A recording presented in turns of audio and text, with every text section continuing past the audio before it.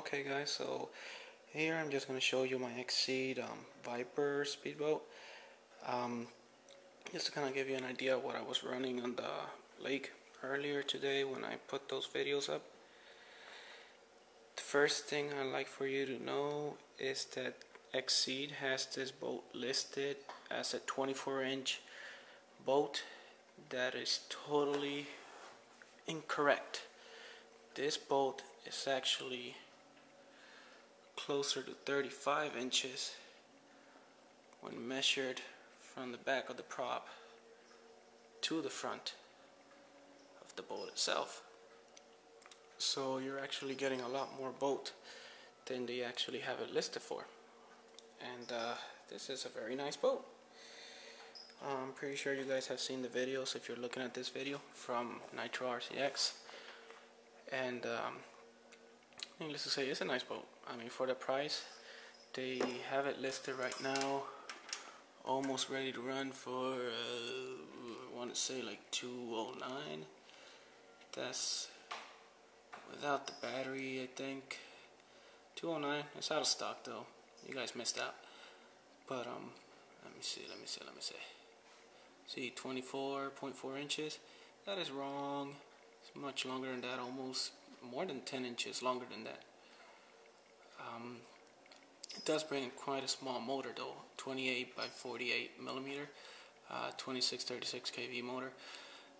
That's the same motor that I'm using on it.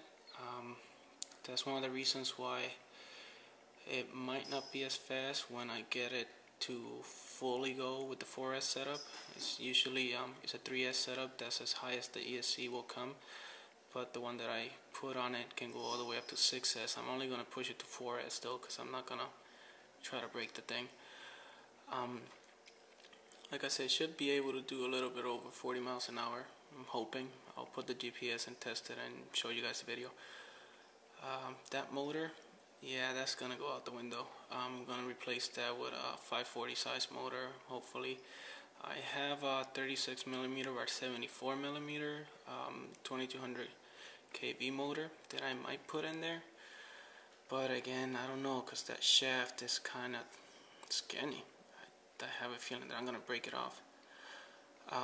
This right here, that's the original setup that you'll get with it, and where you put the battery on that side over there, and then you have the ESC on this side. See how small that motor is? Nah, it's a baby. That setup, don't go with it. It does not work well. I tested it today. It does not work. It sets your boat sideways pretty much, the weight. It doesn't even out the weight on the inside, making the boat pain in the butt to drive. You actually have to set the trim on the rudder to be able to get it to go straight when you have the battery just on the one side. So don't go with that. I'll show you what you need to do to make that work. Because if you put the battery on one side, this guy right here, the rudder, is going to have to be turned, which is going to limit your top speed. And it just looks whack. I'm sorry. So, oh, this right here, small detail. Get some of those earplugs that you get for going in a swimming pool. Put it inside these guys, because when you stop the boat, a lot of water is going to get in there and into your electronics, and if you haven't waterproofed it, then it might be a problem. The pipes, they look beautiful, they're awesome. If the boat was nitro, they would be great for exhaust, maybe, if the fiberglass could hold the temperature. But try to cover them up, because you're running electric here. Alright, now for the inside. I know, as you guys are probably used to, I got a rat's nest right here. But trust me, it all makes sense when you think about it. Alright, so right here, what you want to do is, you want to separate the batteries. Put one on one side and one on the other. Best case scenario is that you're going to get us, if you do the upgrade that I did to go with 4S, you want to put a 2S battery here, put another 2S battery here, run them in series, make 14 volts. That evens out the weight on the boat, meaning that you don't have to set the trim on the boat so that it can go straight. This is a little something that I like to do to all my RC. I don't know that all you guys are gonna do it, but it's a good idea. Let me get this out the way. Wait, I'll get to that. Let me see if you can see that. That's MG995. No, 996. Sorry. Metal Gear Servo, Tower Pro. Pretty good servo. Okay. And then this can't get in there. Got my receiver back there. If you can see it, it's a 3-channel receiver that came with my GT3B. That's what I'm using for this guy. Now, what I am doing to power this whole thing, it's I'm dividing the electricity. Using this 250 milliamp hour 2S battery to power the receiver. That GT3B came with that FlySky receiver. It's only rated for 6 volts, but I've always ran it at 2S levels, which can be all the way up to 8.4 when fully charged, and it just handles it beautifully. One thing you have to do if you're gonna run this setup, which is what I run on my crawlers and everything, and it's what I'm gonna do on my XR10, I'm gonna show you guys later on other videos. Because I don't like to run a BEC, I love them, they do their job, but it just adds to the cost of the rig. These guys, Nitro RCX and Hobbywing, they have them for like $3. You know, this 250 milliamp hour 2S battery, and it's a 25 cell, which is more than enough for that receiver to handle the servo and the input signal for the controllers to the ESC. What you want to do to make the whole thing run smooth is you want to put a cap or a capacitor, run some wires and run it into the receiver itself, so that you don't have any fluctuations in the voltage when running from this battery.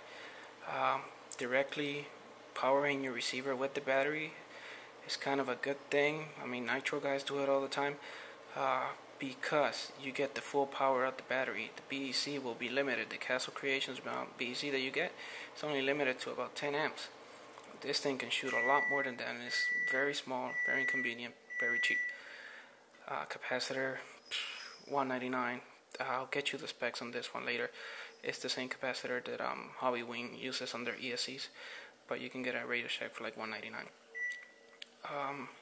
That powers receiver, powers servo, which increases the torque on that servo dramatically also, because it's not running 6 volts, it's running 8.4, and it powers the signal that comes to the ESC. Now the ESC, on the other hand, has this Novak capacitor. This guy has 2 different kind of capacitors in there, one for high frequency, other for low frequency, something like that. I'm not really good at explaining that. You guys can check that out on their website, so you can actually get the real deal and information, but it works wonders when you put it with the ESC. It keeps it a lot cooler, keeps it safe so that it doesn't burn up. This ESC is a Skywing ESC from eBay. It cost me $11. It's 100 amps water cooled ESC. For the price, you can't beat it, but you have to put the capacitor in there, and I would suggest doing the battery for the receiver. Why? Because when you're running the internal BEC on this, guys, to power the receiver with the servos, it takes a toll on it, and it warms it up real quick and makes it pretty much useless. With this taking the abuse from the batteries and the fluctuation in voltage, and that guy taking all the power to the receiver, this guy works like a charm. I've run all the way up to 6S on other setups and doesn't even warm up. I love this guy. $11. Like I said, I'm running the stock motor. It's under all that stuff. You can kind of see it down there. And so right now, I'm going to change that motor though, so stay tuned. What else can I say? The boat itself handled beautifully. I'm not a great driver. I was just testing it today to see if I can get a hang and a feel for it. I flipped it a bunch of times, but it's only because of driver error. It's not the boat. This boat, instead of being like a catamaran where it has two pieces on the bottom to kind of balance the guy out. This has only one in the middle. When it turns, it actually leans into the turn, like so. Meaning that this leading edge can come in contact with the water. Now you could take pretty fast turns as long as you keep an eye on this edge, because once this touches the water, it acts like a wing, I guess, an upside down wing, and it digs into the water, flipping over the boat. Not a problem, you know, as far as electronics goes, because you have that tape here to cover the seal. No water gets in there through that side, but over here and on these back ones, if you didn't put those earplugs, a lot of water will come in through there. So please put those earplugs in there. It's going to save you a lot of money and a lot of headache later. Today with the test, I ran the 4S batteries. They did really well. They're 4,000 milliamp hours batteries, and I ran it. I want to say close to 20 minutes. But you gotta understand, I was just practicing. If you really gun it all the time, I really doubt that it's gonna last you that long. I'm gonna try to put more videos in there to give you guys a better idea of what this guy is capable of. I'm gonna put a GPS on it to show you the speed at 4S level with the stock motor, and hopefully it'll hit 40, 45. Shoot, if it hits 50, I'll be ecstatic. But I doubt it. Hope this is helpful to you guys if you decide to buy this guy. All in all, for the price, you can't beat it. $200, you get a 70 amp EC, which I'm not showing here because I tossed it aside. Get the motor.